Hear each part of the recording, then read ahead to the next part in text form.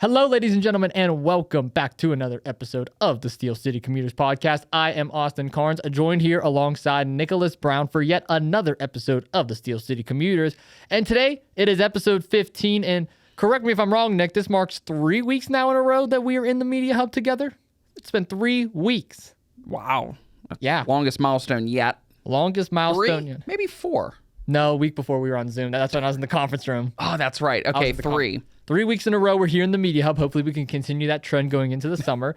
This, of course, is our finals week here at Point Park University. Yes. Both of us are locked in. Well, mostly locked in for our finals. Mostly locked in. And we had a very special guest on the podcast last week, and I believe that's a good way to start off this episode. But before we get to that special guest, first and foremost, how is things treating you, my friend? How's Point Park going? Everything's going well. It is finals week. I don't know if you know this, but tomorrow at noon is when I'm finished up. Really? I'm done. No, I'm not done till Thursday. But I'll be down here Wednesday. I have a lunch meeting. Thursday I have a meeting. So I'm not done, but Tuesday wraps up finals week. So Wednesday I get to sleep in. Thursday I get to sleep in. So summer officially starts at noon tomorrow. Noon tomorrow. Where are you going to be at noon tomorrow? Noon tomorrow? I will be working at Friendly Paws. Okay. I will be at Friendly Paw Littles. But Thursday, for you at least. Thursday I will be here. Till what time? Depends. It just depends on when I decide to leave. Okay. Most of the day, probably. I'll probably hang out here and just get some work done. Get some editing done, you know. Oh, yeah, right. I got to edit 2 jagoffs. 2 jagoffs inside the ring. Inside the ring. Steel City. This podcast. Which this podcast will already be up by then.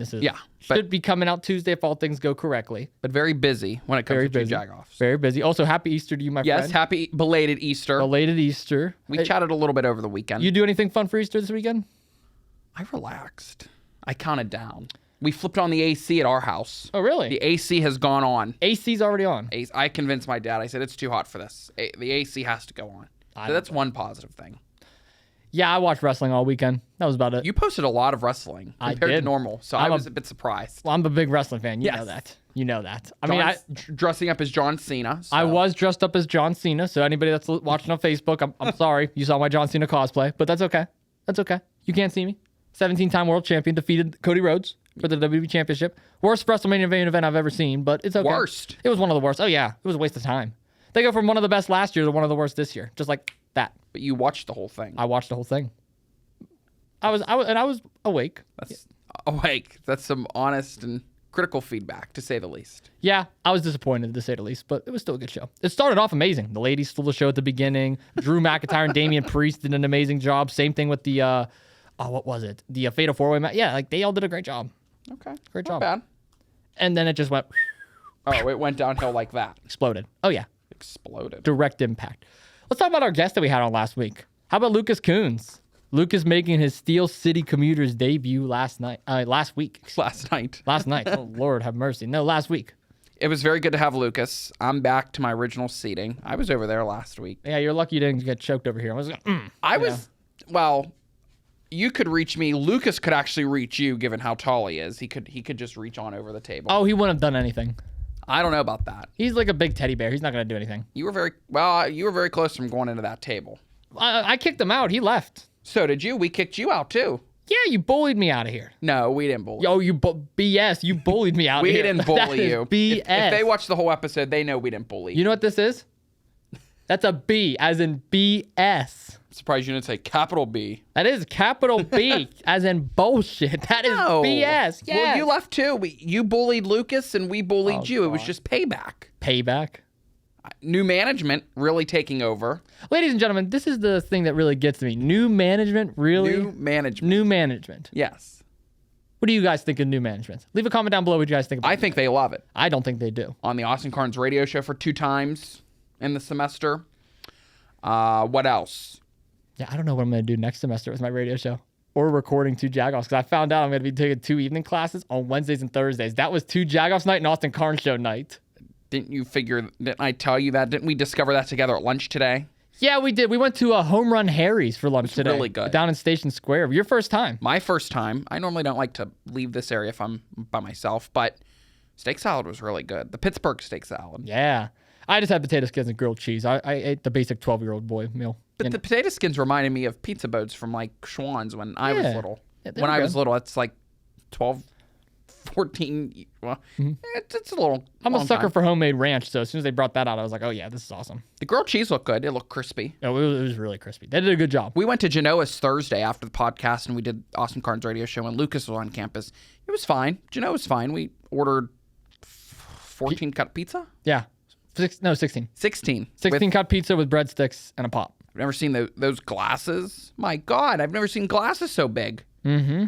With pop. It was like flooding in water, flooding in drinks. You want to know what I call that? Cavity in a cup. That's what I was. Exactly. Cavity in a cup. I only filled it maybe halfway, 3/4 of the way, but Yeah. it was fine. We had a long day, but it was worth it. As I said on TikTok, we did basketball. Which I won, by the way. Well, I won. No. well, you did. I won. Well, you did because You originally, see what this is? This is a W. I had a W. well, you had a W going to 13 and I had a W going to 7. That wasn't the original stipulation. That wasn't the original stipulation, No, but I said, hey, should we go to 7? And you're like, no, Well, I Austin, let's should've go to said- 13. And I was like, oh, are you sure? it was close. It we was have close. to say that. I will give you that. It was close. We were getting a little. Lucas is Lucas is stalling for you. I know you paid him off with them scratch off tickets I because did not. asked him to send me the clip through email so I can edit it and throw it up for the audience Yeah. to see, and he has yet to do so. I didn't do anything. He's I made have- me 3 promos since, but has not gave me that video. I have nothing to do with the clip. You want to know what his excuse is? What? It's too long to send. All he has to do is clip it in half and send the ending. That's all he has to do. I don't have any word in it. You can go through my phone. You can check messages. I have nothing to do with that. There's a government conspiracy theory going on over here. Propaganda on your behalf. New management is corrupt. I said it. New management is corrupt. No, new management is not corrupt. You Yeah. know it. We're even better than the old. You know what this is? This is new management getting vetoed. No. Get out. That's what new management is. No. New management has already been set in stone, has been voted on by the people. I mean, if you want, you can get up like Lucas and I did last week. Oh, no, that's okay. Because you kicked me out, so maybe. You can't kick me out. I'm the star, you know. Yeah, you are. Well, I would say we had a good time. I think Lucas provided a lot of insight when it comes to sports, when it comes to football, when it comes to wrestling, when it comes to the Pirates. Basically, reinforcing what we have been saying is to sell the team Bob Nutting. Oh, good gosh. I even think There's a reason why I'm in a Cardinal shirt today. well, you support every team. Well, nobody even knows what team, and I think Lucas made that point. You wear about 80,000 different jerseys a year that nobody knows what teams you have and support. That's a good thing. It's a good thing, but Unique. It stands out. yeah, unique to say the least, as I said. Because What you mean? you know, when we get off script and we get off of what's going on, unique could be sort of a thing that we can just ramble on, and that's when the swear words start flying. You mean like kind of like right now? Oh, yes. That's what unique is. Unique. Magic word of the day. Are we going to have that now? Every magic word of the episode is unique this time? Here, I could teach them a word like I taught you today. Oh, yes. Yeah, Kavorka. Yeah. There's a lot of Korvorka over there. There is a lot of Kavorka over here. Oh, and over here, too. No, there ain't no damn Kavorka over there. When Lucas was sitting here, there was a lot of Kavorka over here. Oh, no. Oh, no. What do you mean, oh, no? You smelled- could see. That was just a putrid stench over there. That's all that No, was. you Yes. could see the sparkles and you could see the glamorous over here. For the audience who does not know, Kavorka is Latin for charm. LA Knight says it a lot. So, like, if you have that charm, you have that, like, mwah, like that taste. And as LA Knight once alluded to, you got that undeniable Kavorka, and that's me, Pittsburgh's favorite jagoff. I guess. There ain't no Kavorka over here. Oh, what are you talking about? And there wasn't last week either. Yes, there was. No, there was not. If it was opposite day, yes, because Lucas doesn't have any. Yes, he does. And you know it. No, he does not. Who manages two jagoffs? Social media, at least. Social media, He's going to work on that. which he forgets sometimes. I have to remind him. Well, he has to put up with you. Like I have to put up with you. Oh, my gosh. Oh, that's a chore now? Yes. A chore. How's that a It's been a chore? chore since week 1 of this podcast. It's been a chore of week 1 since of the podcast, and of two jagoffs, it's been a week 1, episode 1. Oh, yeah. Oh, yeah, to say the least. It has been a chore for two jagoffs. And that's why Lucas will certainly be right back in this chair on Still City in the coming months, in the coming weeks ahead. I think you have a big announcement to make as well, too. You're officially a... Oh, yes. I'm officially an honorary jagoff for two jagoffs, so I'll be going on two jagoffs sometime. And we're going to be doing a lot of cross-platforming, cross-episoding, cross-contenting. Yeah. I won't be getting yeeted or thrown in with chairs, but I mean, you can if you want. Well, who knows? I mean, your back will only hurt for like a week or two. Only. But you never know what happens because Lucas and I were going at it Thursday. I fell down the stairs this past weekend, so my back kind of hurts again, but that was from other stuff. It wasn't from a chair. It never amazes me. Saturday night was kind of crazy. So. Oh boy. The messages and the whole conversation that has taken place before this episode and before what we talked about Saturday. What are you talking about? Oh, yeah. I think you know. Just like New York days, just even worse. Oh, gosh. There we go with the New York trip again. It's the way to paint the picture. Paint the picture. Paint the picture. Well, they call me, who's a famous painter? I don't know any painters. I don't know. I should know this, but. I don't know. Jacques-Pierre Francois. I don't know. Yeah. I almost said Mozart. I mean, technically he's an artist, just a musical artist, not a painter. I don't know no damn painter. I'm a sports guy. You're a sports. I'm in a St. Louis Cardinal shirt, not Alexander Hamilton or anything. Pretty soon, well, we're gonna be music fans. Maybe if we order some damn tickets for Luke Bryan, Jason Aldean. But yeah, no, I do want to say I'm so glad that you're a part of the Two Jagoffs team now. Something I've been wanting to say. Like I said this on Two Jagoffs, never said it on here. Oh. I'm expanding the Two Jagoffs team. Are you? So there's still the three. The pinnacle of Two Jagoffs is myself at the head. I would hope so. At the head. Because you're speaking of this, I would hope so exactly, that you're the head. Yeah, I'm at the head. I'm running the ship, tribal chief, head of the table. We the ones, just like Roman Reigns. Then there's my dad and Lucas. They're, I wouldn't say the co-Jagoffs, but they're the intertwining Jagoffs. Oh, they're the co. They make up... Oh, they're the co, all right. They're making up the second Jagoff of Two Jagoffs. Lucas does a little bit more with the social media. My dad does a little bit more with the behind the scenes and like the on camera, but they both have a good mix where they can come in anytime.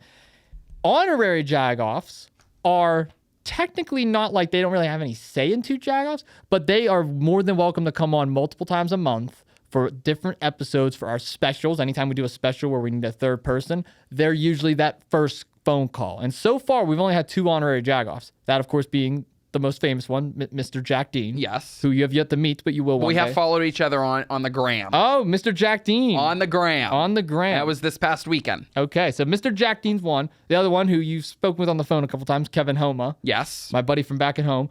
And then now, the third honorary Jagoff, the co-host of Steel City Commuters, Nicholas Brown.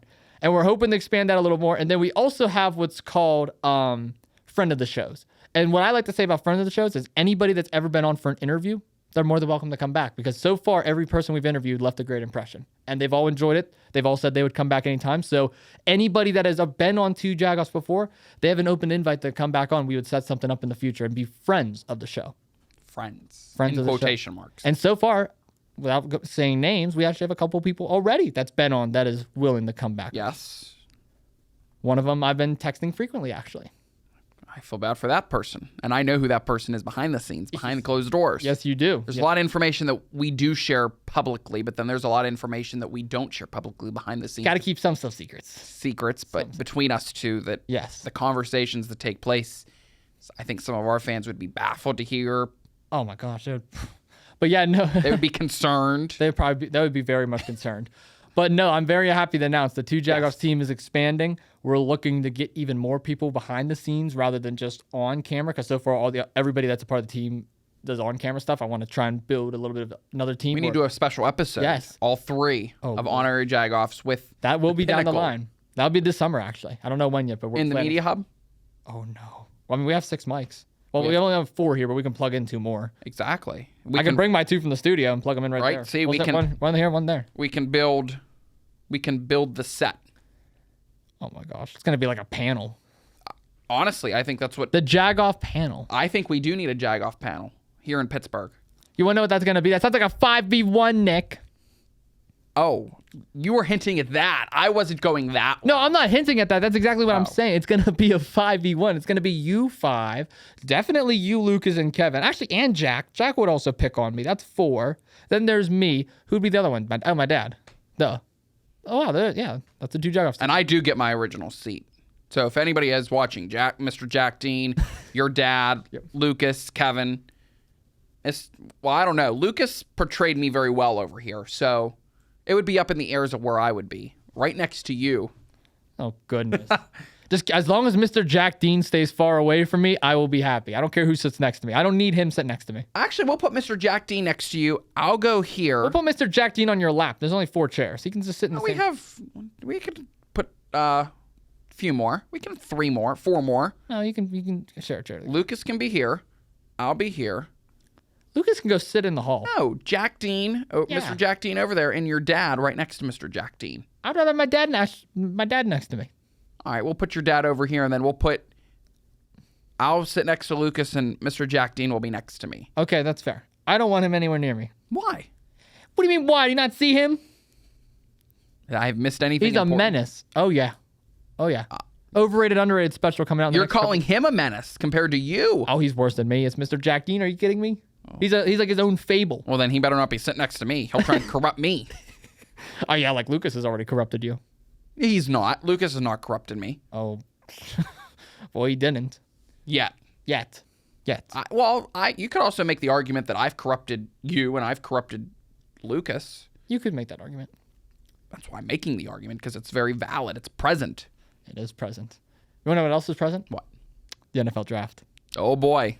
That's a great transition, isn't It's it? this. Hey, I'm really good at those transitions. It's pretty present. We can give you something. It's 100% that we can give you. Little Tap on the back. Little pat on the back. The other half of my new management is in here, so I can't really do too much. He'll just start clapping. That's Who? New management. Yeah, Lucas. He likes to clap. He's a clapper.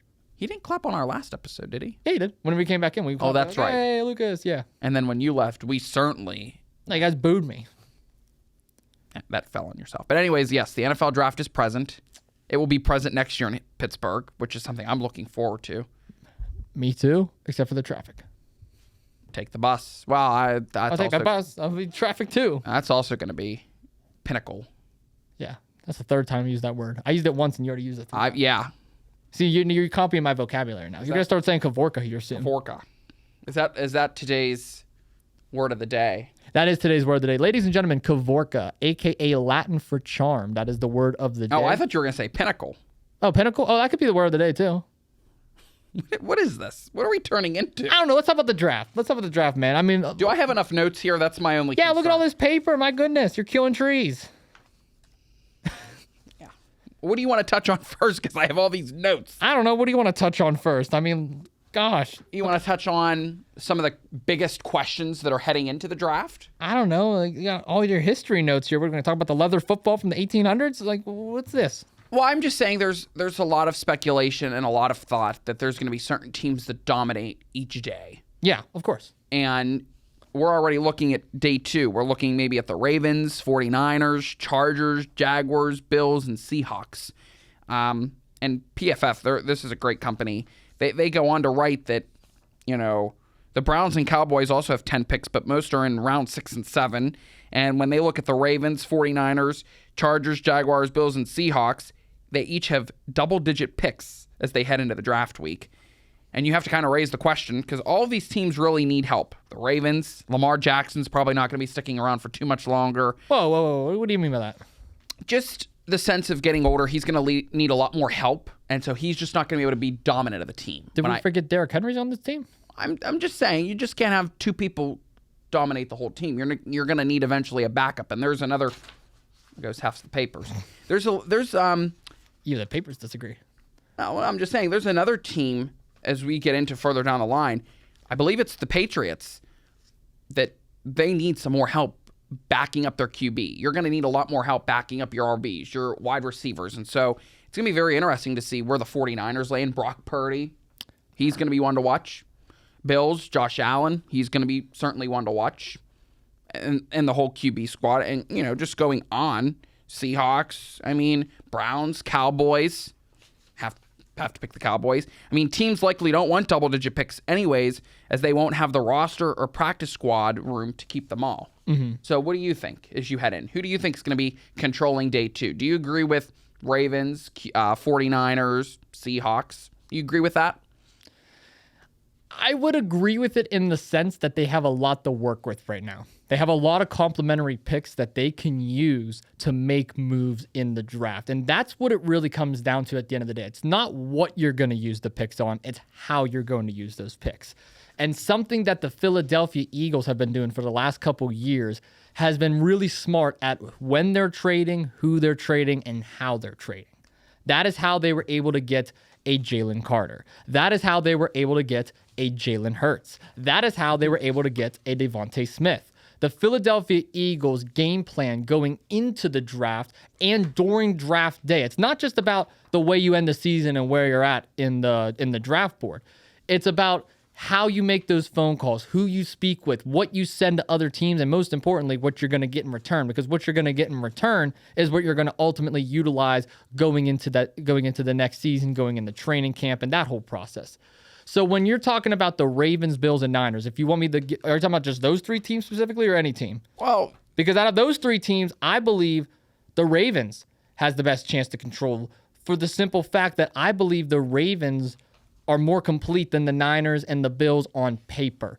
Realistically, when we talk about all three teams, I think we can both agree that the Bills are probably the best team out of all three of them, especially because of Josh Allen being the MVP. It's debatable, but it's debatable. Yeah, I guess we could see that the Bills are the complete out of that. They're the most complete. The Ravens, though, they're like one or two steps away from being there. Because again, so many people believe the Baltimore Ravens are a Super Bowl contending team. Yes. What's really holding them back, though, is the fact they can't beat the Kansas City Chiefs. Like, let's be honest here. They beat the Kansas City Chiefs, and then guess what? They're in the Super Bowl. So exactly.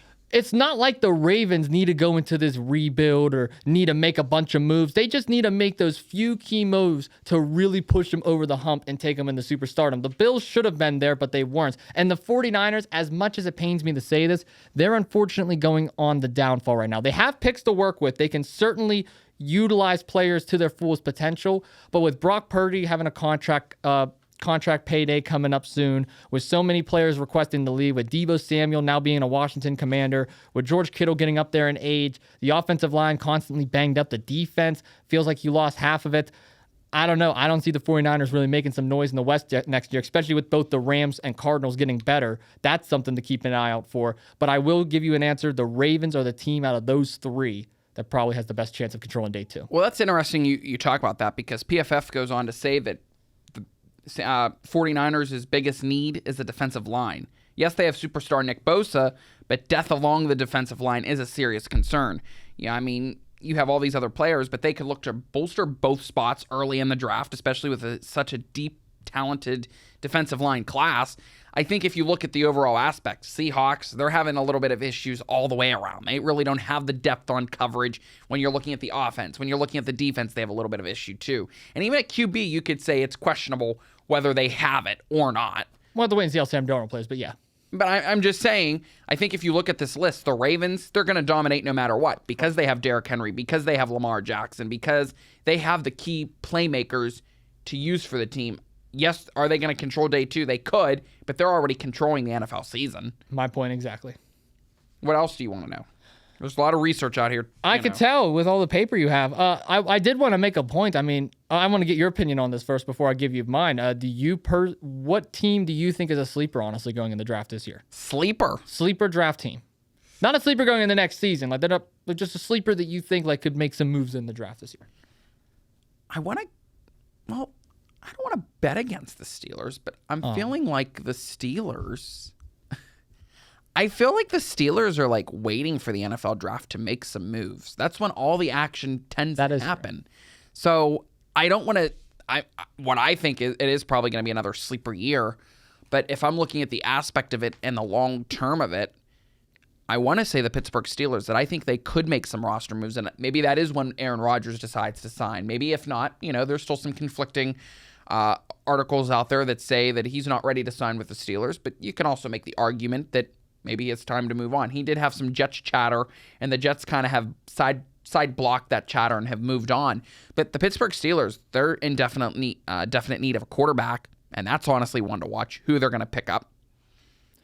Yeah, I like your part with the Steelers and the quarterback, and we're going to get to them later on when we do our Steelers discussion, but I'm going to throw out the Jaguars for a second. I think the Jacksonville Jaguars is a team a lot of people are really sleeping on. I mean, keep in mind, they have a pretty good young running back core with Travis and Tank, not to mention their defense has vastly improved over the last 2 years. You talk about a defense that had 7 Pro Bowlers back the last time around when they played the Steelers in the playoffs.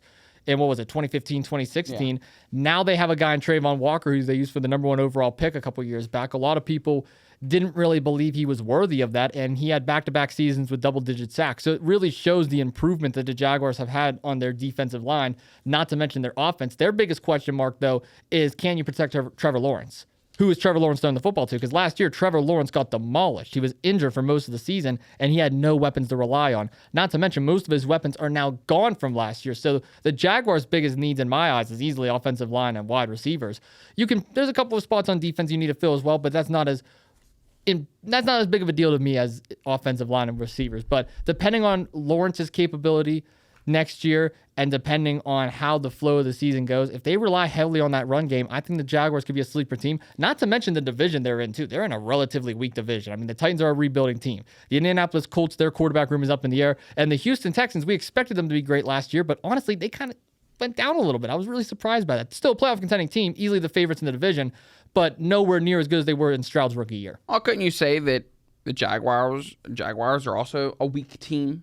For sure. The whole division is weak. That's my point. Yeah, that's the point I'm making. They're a weak team, but if they have a good draft, they can honestly have a major step up depending on the way they take this. True, but also when you look at coaching, coaching has been questionable too. Coaching has been questionable, but Doug Peterson got fired. So I feel like now that we have a new fresh face coming in and we have a new fresh, I guess, management level there. Oh, new management. Maybe, no, not that new management. Maybe we could see, if the Jaguars had your new management, they would be bottom of the division. No, they would be top of the line. They would be bottom of the division. No, well, I'm just saying when you have new management, that's when things tend to perk up. Just like this episode, just like the Austin Cairns radio show. Okay. I'll talk about the Jaguars. Go ahead. I'm just saying new management, when you get new management into a team, that's when things start to perk up. That's when you start to see a lot more action at QB. That's when you start to see a lot more depth in field, downfield. That's when you start to see a lot more depth in the pocket when you're working with the linebackers, with the different coaches. Speaking of trying to, get a kicker, because I think making field goals is a big one. It's all going to perk up eventually if the Jaguars know how to do the draft, if they get the right players. And secondly, if they put new management, new coaching to work. Okay. Don't give me the eye roll. It's just every time you say new management. It's like because it's stuck in your head. It's like a trigger, Because new management has done so well that it tends to work. Let's talk about your Steelers for a sec. Okay. They have a pretty late pick in the draft this year. Yes. We've talked about it on the Austin Cairns show. We've talked about it here on Steel City. We've even talked about it off camera on the phone a couple of times and just during our casual conversations here at Point Park. I want to get your official prediction. Who should the Steelers take in the first round? Quarterback. Is there a specific quarterback you're looking at? There was some names floating as we discussed last episode. I want an official answer. For the fans out there. That's tricky. Someone you want. I want. Maybe I do just say I want Mason Rudolph. Oh, my gosh. Do I just stick with Mason? I mean, you can because he knows the playbook. You're allowed to be wrong. Yeah, that's fine. Lucas was wrong last year. That's what I heard. Wrong about what? I don't know. You said he was wrong about some NFL picks. Oh, he's wrong about everything. New management isn't wrong. Oh, my gosh. There were some names floating around. Isn't Saunders one of them? Yeah, Shedeur Sanders. Yes. Jackson Dart, Kyle McCord, Will Howard, Jalen Milroe.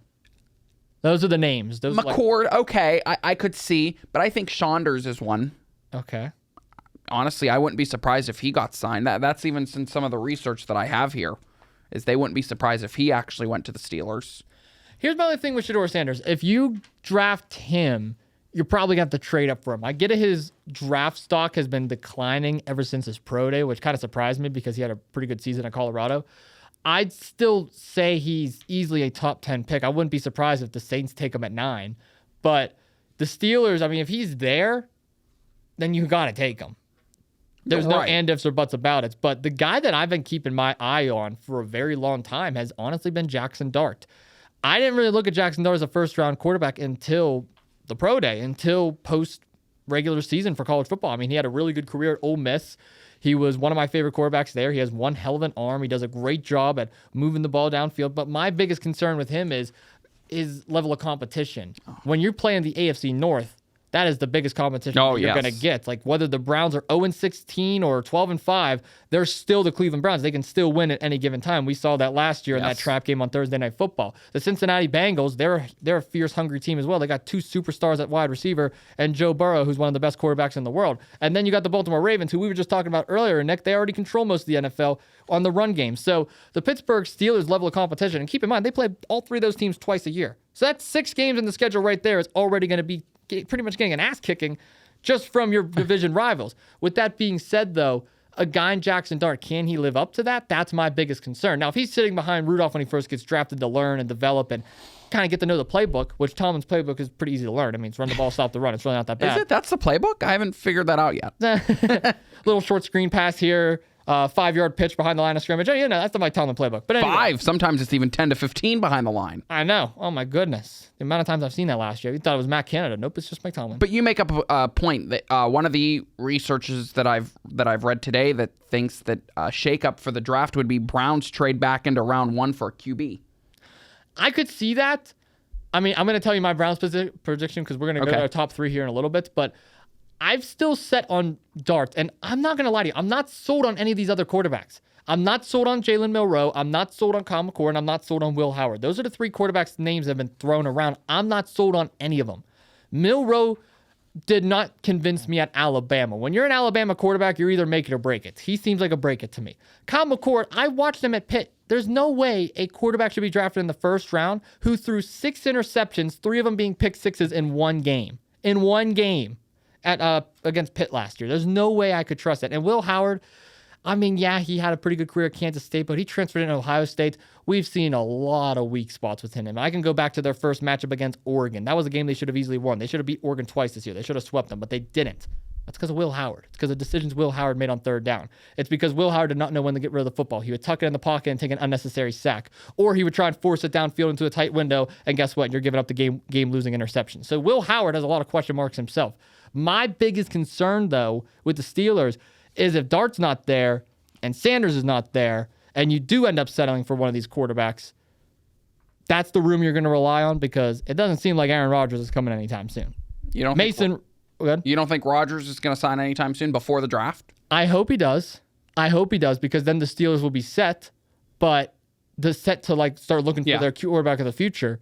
But until they do that, it's going to be Mason Rudolph being the guy. And I'm telling you right now, Mason Rudolph cannot compete with the rest of this division. Well, PFF also argues that Steelers trade up for a falling Shadar Sanders, and they say that Pittsburgh will be in almost every game because of its defense. We know that's why Pittsburgh stays in half the game. And they go on to say, so adding Sanders, a quarterback who doesn't make critical mistakes, would significantly raise the team's ceiling.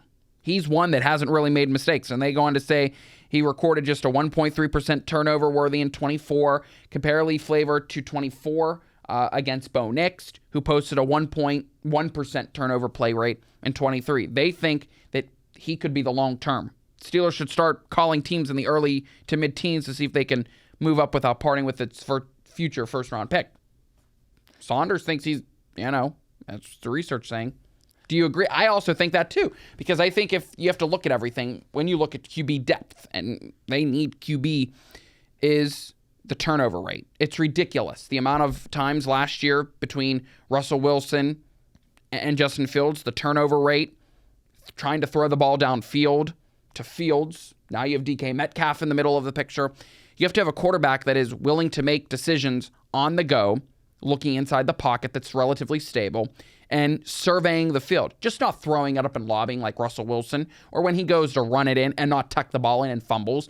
They need someone that has a very low rate of turnovers. They need someone who can scan the field immediately, and they can get someone that's comfortable in the pocket. Saunders I think he's a good fit, comparatively at least towards stats favoring. Sure, but wouldn't you also say, though, that the Pittsburgh Steelers defense has also been a liability at times? I mean, let's not forget, TJ Watt hasn't made a tackle since Christmas, Nick. Christmas was the last time TJ Watt tackled somebody. Yes. Not just that, the rest of this defense, I mean, you got to remember this. They lost 4 of their starters in the offseason.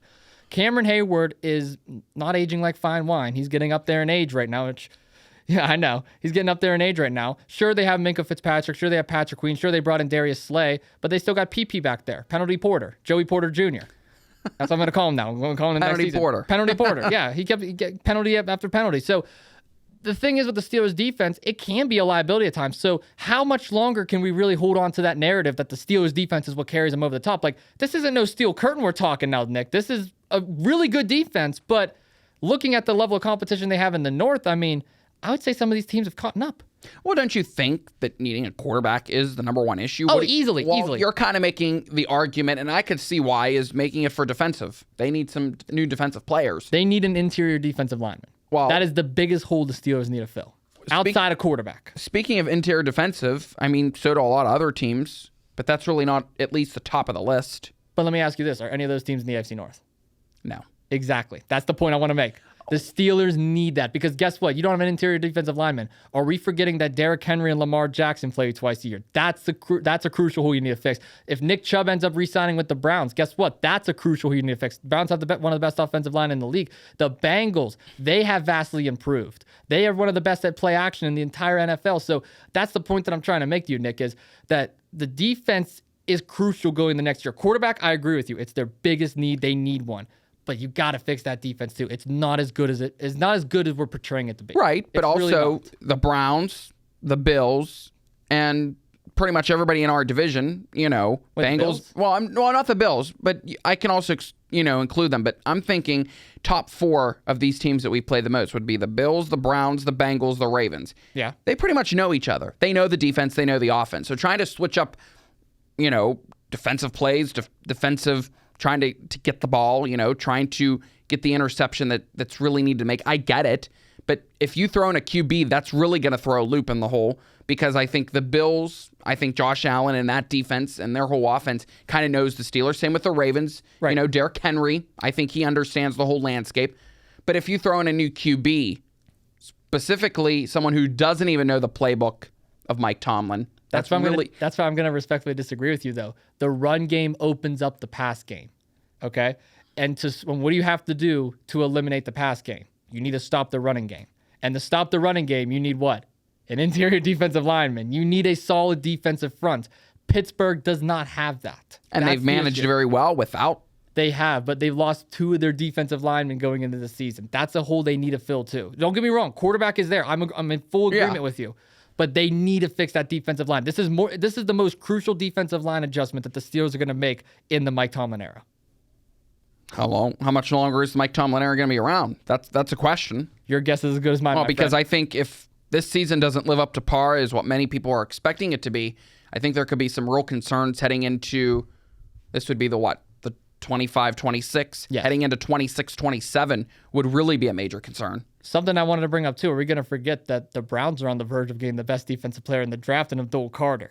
That right there just beefs up their line. Not to mention they brought back Myles Garrett. Oh, my gosh. That Browns defensive front is phenomenal. Who do the Steelers have in their running back room? Kenneth Gainwell, Jalen Warren. I'm just saying, Nick, But there's again, a big difference. But the defense isn't going to save them. You see what their offense looks like. It's atrocious. It is. It is, but defense wins you championships. Not necessarily. I could make the argument. You can make the argument, not really. Scoring the amount of points, scoring more points than your opponent, and getting downfield and making the critical plays, converting the field goal into 2. What won the Eagles the Super Bowl this year? Don't you dare say their offense. Their offense? No. Honestly, I don't think it was forget Cooper DeJean? It could have been their defense, but don't. Oh my gosh! But no, Nick. No. Nick, no. I have to say it. I think that the Eagles proved themselves worthy. The defense, yes, they stopped. They stopped Isaiah Pacheco. They stopped. But the offense. They forced Patrick Mahomes into an uncomfortable position that he's only been in once in his career. Yes, but you also have to look at the other side. Look at all the points that they've racked up. They were able to move that ball rather quickly. The reason why they were able to rack up those points was because the defense kept Mahomes off the field. That's the point that I'm trying to make, Nick. The reason, yes, the Eagles did a great job at putting those points on the board, but they weren't able to do that without the defense keeping Mahomes off the field. Same thing with Tampa Bay. The reason why Brady was able to put up so many points was because the defense was able to keep him off the field. Vic Fangio did a great job at containing Patrick Mahomes. I still think that the offense won it. And guess what? If we want to talk about the Steelers case, that's what Tomlin needs to do with this defense going into next year. He needs to be able to contain Lamar Jackson, contain Joe Burrow. He has, And he has. And he has. But guess what? This is the most crucial defensive line adjustment he's making in his career. 2 starters on that line is gone. Interior defensive line is their second biggest need. Are they going to fill that hole, or are they going to pass up on it? Probably going to pass up on it. They need a quarterback. That's what's most important. It is. So they're not going to fill in the defense. So that just shows the Steelers are going to take a slump going into next year because you can't fill both positions at once on the first. No, but you also can make the argument that they could probably hold up pretty well once they get a quarterback. I would agree with you if T.J. Watt made a tackle since Christmas. Okay, that's a new season. Watch for him on a contract extension. I think that's coming up. That's starting to get a little bit more heated and a little bit more worried. What's Pittsburgh going to offer them? There was also some stuff on the tape today talking about that inside the room and just the rumors of George Pickens that they may eventually trade Pickens. Yeah, you trade Pickens though, and you're down to one receiver again. Okay. And we're going to forget they don't have a running back either? They have 2 solid running back 2s. They don't have a solid running back 1. They pretty much got rid of Najee Harris for a box of Pringles. I agree, but I think we're putting a lot of pressure. Maybe it's a good thing that we're putting a lot of pressure on them, but I just think that we're overhyping another season it's probably going to be filled with losses and critical mistakes because of Tomlin. I don't think it's because of the players. I think it's Tomlin, and I think this is the season. This is the issue once again, that we're just stale in Pittsburgh. You need new management. You need to shake it up. I agree with you on that, but again, like this year in particular, it's going to be lack of players is what's going to cost them games. It could be lack of players. It could be lack of coaching. Lack of players, lack of coaching, all under the sun. But like, again, this defense isn't as good as people say it is. That's the point that I'm trying to make to you. This defense isn't as good. You can argue it both ways. Stats go it. I never said stats. I'm just saying the stats prove it either way. So you could either pick and choose with stats to back up your point. You could pick my stats and you can back it up with your point, looking at certain key players and looking at certain issues that have been front and center. But I'm just thinking, so we're heading into the draft. A QB is going to be number 1. Can I ask you a question? Have we had as many issues with the Browns or Ravens defense as we had with certain Steelers defensive players, like picking and choosing certain players in certain headlines? Have we seen that with other teams? We've seen it, but not as frequent. Not as frequent. That's the point I'm trying to make. Well, I mean, come on. It's 2025. We adjust every season. We adjust every season, and this is the biggest adjustment they need to make. Because, again, lack of players is what's going to kill them going into next year. They lost a lot, Nick. They lost a lot of players. I'm going to have to disagree, and I'm going to have to say it's lack of coaching. I'm going to put that over players. All right, we'll just have to wait and see. That's going to gain some tension. That's going to gain some tension. Clip it. I mean, I've been on the record to say Mike Tomlin is at fault here, but you got to take the player. I don't know. It seems like you're backing him up this episode than you are. I've never backed up Tomlin once. I don't know. Just by your tone and your words and how you're trying to portray the situation, you're kind of starting to put some pressure on the players and you're kind of backing him up just a little bit. For sure. You're not explicitly saying I'm supporting Mike Tomlin, but you are internally. And not that's, at all. I don't know about that. Not at all. That's not the vibe that I'm getting. I'm putting pressure on this defense. I don't believe this defense is as good as people say it is. And yes, I do put a lot of the blame on Mike Tomlin there. Here's the thing with Mike Tomlin. If you want the honest truth about him, I do believe he should be fired, just like I do every other Pittsburgh head coach. The deal is with Mike Tomlin, you have a winning season every year and you can't make anything of it. You haven't won a playoff game in 9 years. So yes, Mike Tomlin is certainly at fault for the majority of the Steelers' issues. But in terms of their defense, I'm not letting T.J. Watt off the hook here. He's the most overrated player in football. I'm not letting Minkah Fitzpatrick off the hook. I'm not letting Joey Porter Jr., Mr. PP himself, Penalty Porter. I'm not letting him off the hook either. There's a lot of other issues that we can make about the Steelers right now. The biggest talk was about the offense last year. Nobody's looking at how unreliable this defense has been. Nobody is looking at the logistics on how T.J. Watt, what he did when he was on the field versus what he did when he was off the field.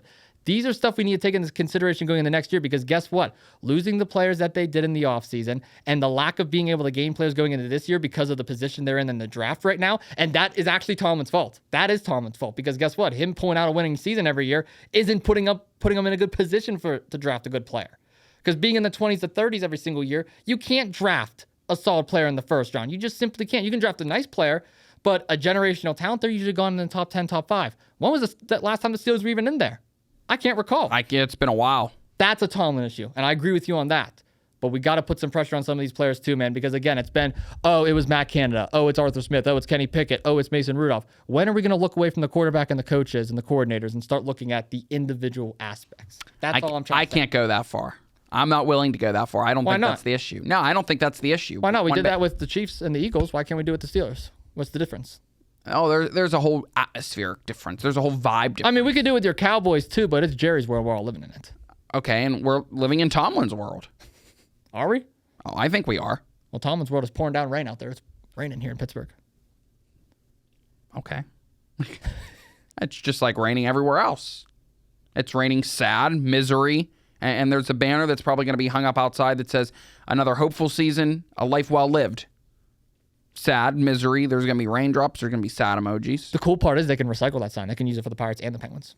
Yes. Not just the Steelers. In the Tri-City here, we can use that multiple times. Yeah, so just don't put a logo on it. Just reuse it for all three of them. You can put it over by PPG, you can put one over by PNC Park, and you can put one back. You can make different copies. Yeah, you can make different copies. Print them out here at Point Park. Use the ink, use the paper. Hell, use it for Pitt too. While you're I mean, I didn't.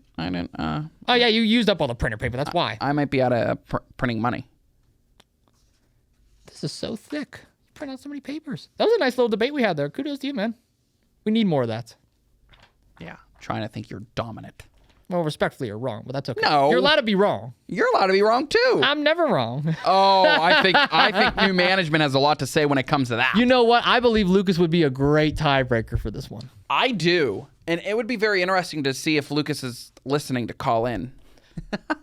This was a great way to prepare myself for my big NFL draft episode that I have coming up. Are you going to use a lot of my points as like counter arguments? Not at all. I'm not going to do that to you. Why? You can use them as counter arguments. You could throw my name in the mix. Well, I'm not going to agree with anything that you said.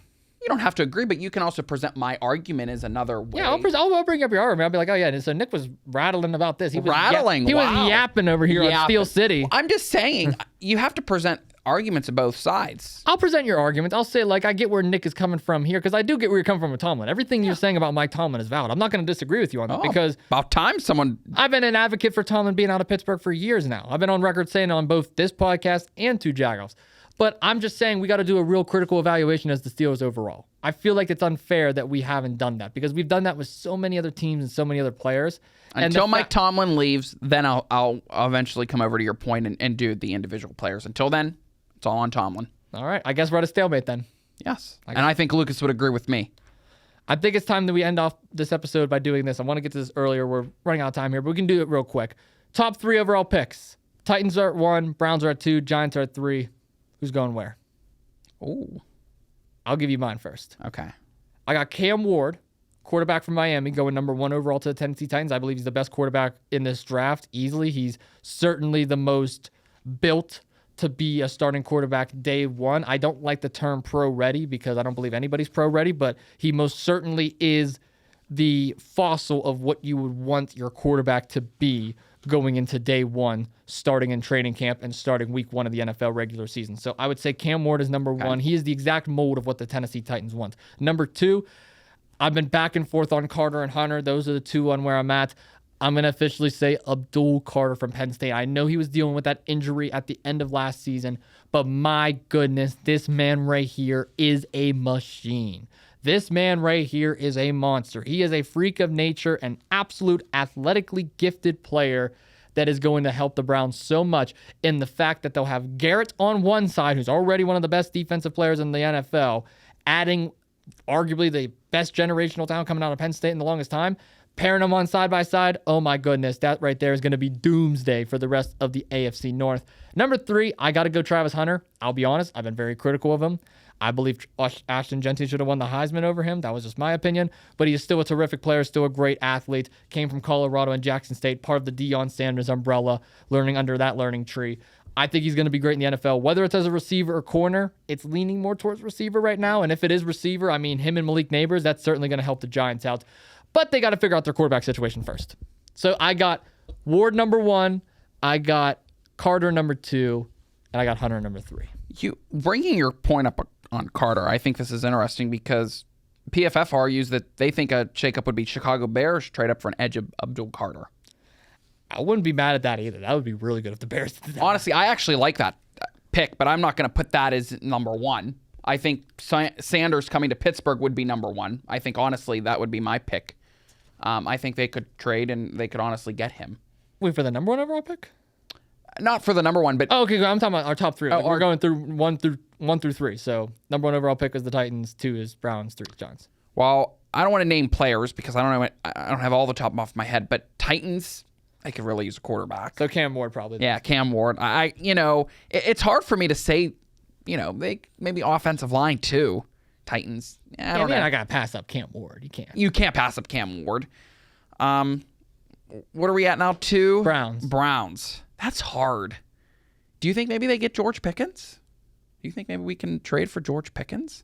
Certainly it's not definite, but wouldn't that be interesting if Pickens goes to the Browns, gets more opportunity to play? You know what? The Browns have about as good of a chance as getting George Pickens as Batman does coming through that window and sitting right next to me. Don't you agree, though? Just saying. Don't you think that would be an interesting pick to potentially happen?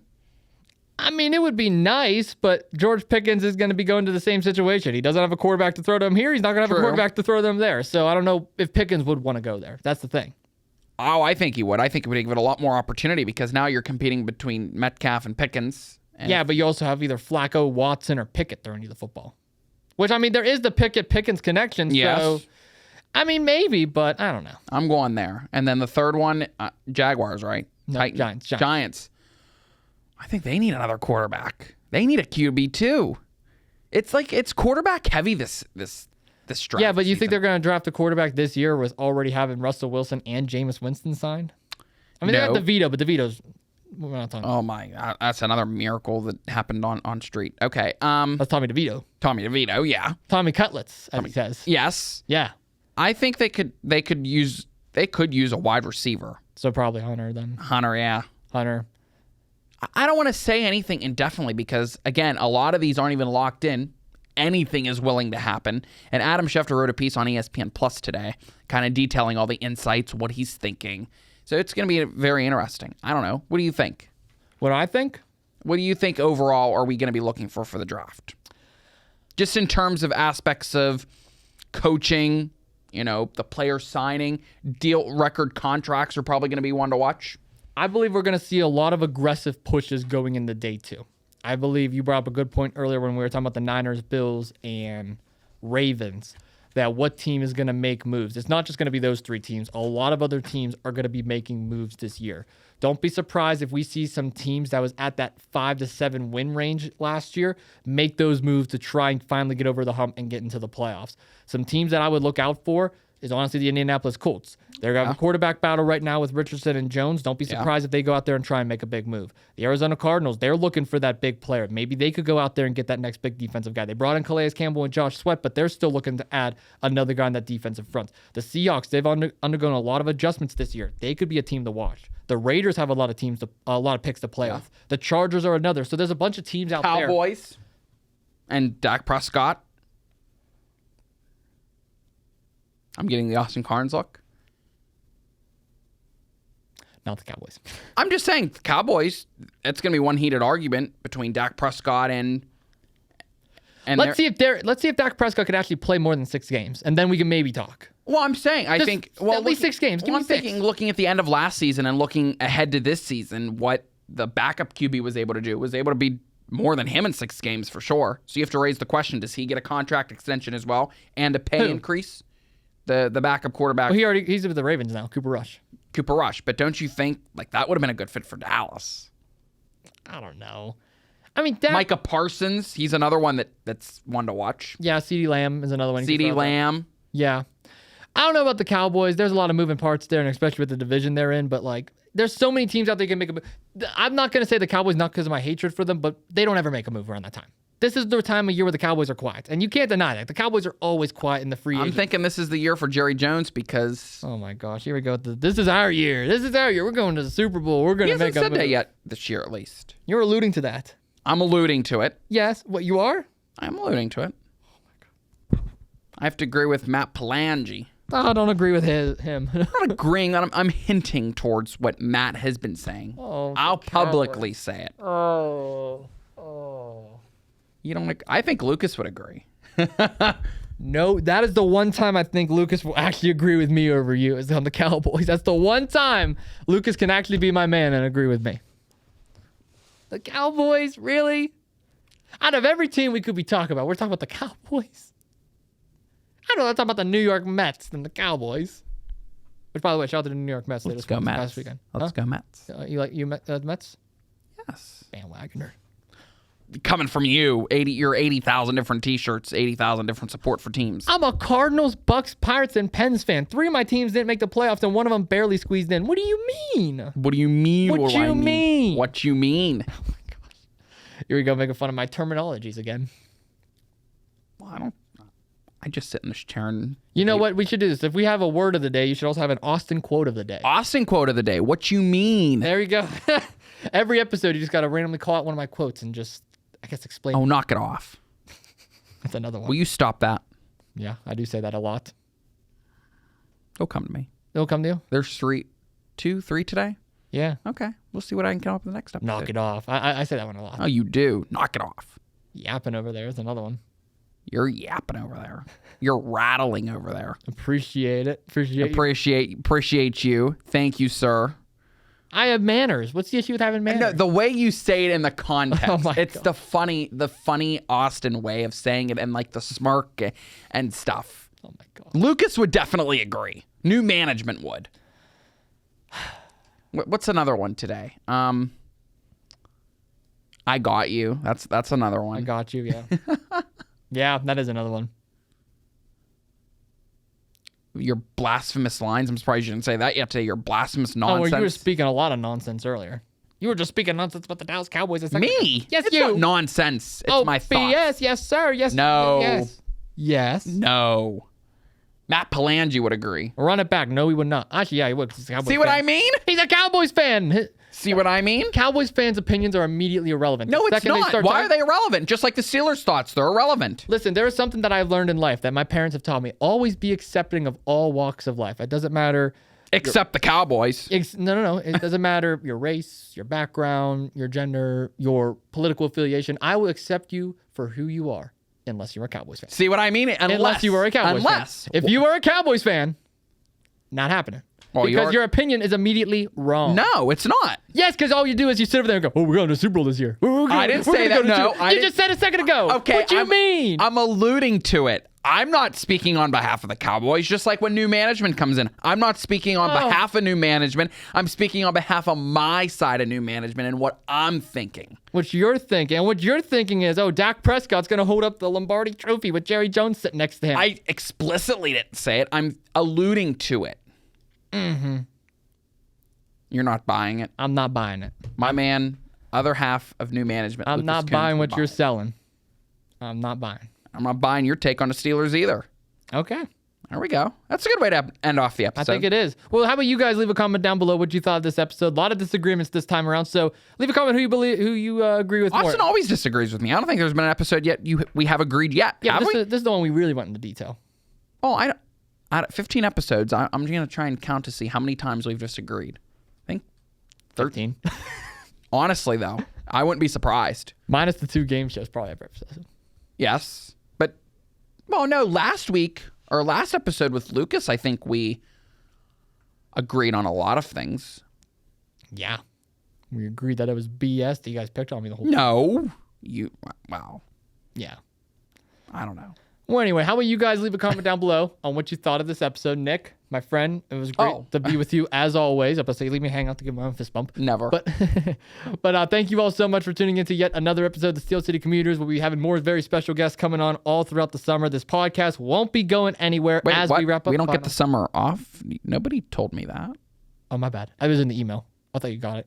Oh, it was in the email. Yeah, like was I in the read emails nowadays. Yeah, it was in the email.